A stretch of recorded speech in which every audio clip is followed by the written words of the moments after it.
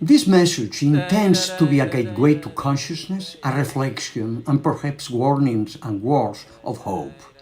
These ideas have been written over the past 4 decades, but are still valid today.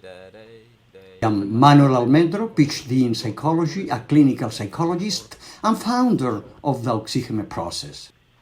This message is intended for all the followers of Oxígeme and for those that have eyes, ears, and touch.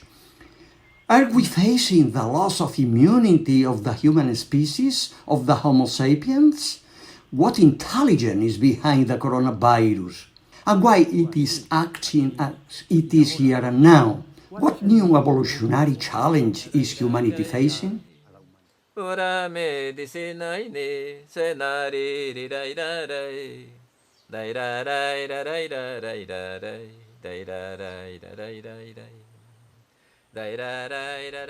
everyone is pondering this question, even though these viruses have always been here.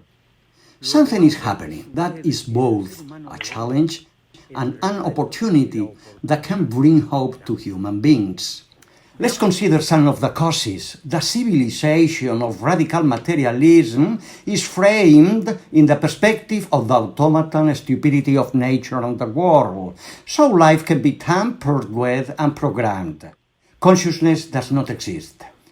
When I became aware of this more than 4 decades ago, I began my journey that took me to schools of psychology, to Zen dojos immersed in the void and silence, and to the mountains and jungles where the indigenous tradition lives, rejected by modernist thinking for being considered irrational and ancestral.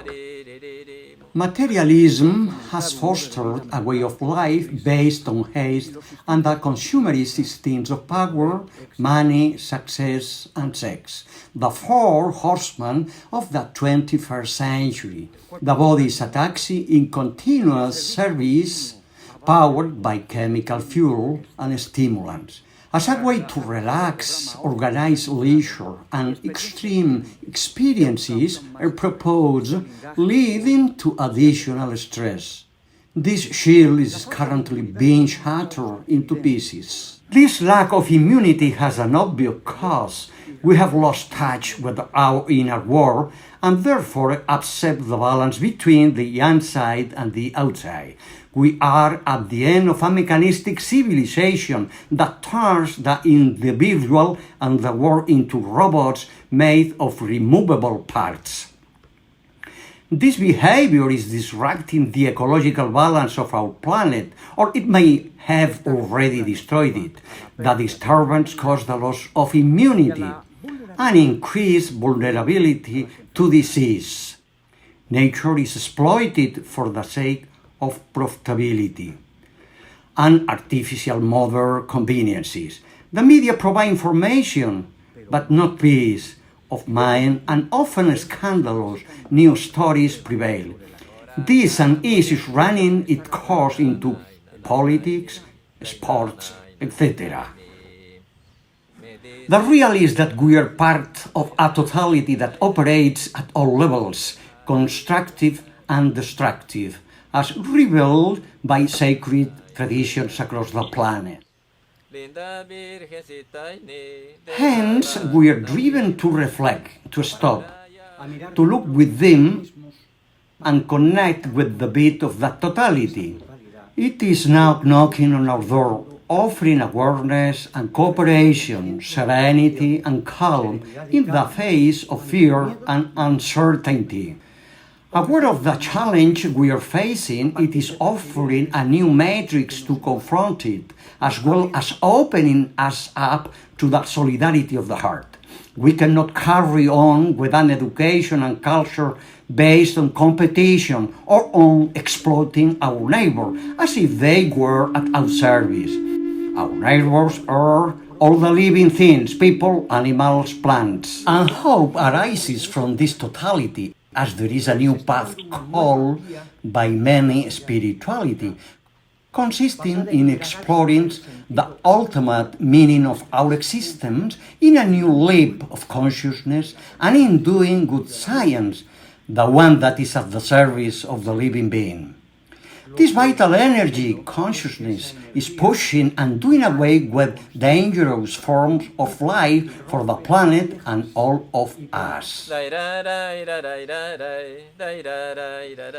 And as an old Amazon healer warned me years ago, light always penetrates and breaks through the darkness. We need to listen and be prepared for what lies ahead. And such a breakthrough is channeled through chaos, which is how life carries out its entire evolutionary process. It is aimed at healing us from the mistreatment of the natural world and of ourselves as individuals and as mankind. And the timeless Asian wisdom, always connected to nature, is not pseudoscience. You just need to approach it with a healthy disposition to acknowledge that its rightful guardians have been self-inquiring for thousands of years. Beware of the new Inquisition, remains of the old mechanical model that is afraid of losing its fiefdom. We must admit that the so-called alternative movements may also aim at profiting from a spiritual-oriented fashion. So, carry on or start silently observing your own microcosm now that you are isolated. Keep up your meditation and breathing practices, your activation through induced vibration, your spontaneous dances that loosen up your body, nourishing in an adequate and natural way.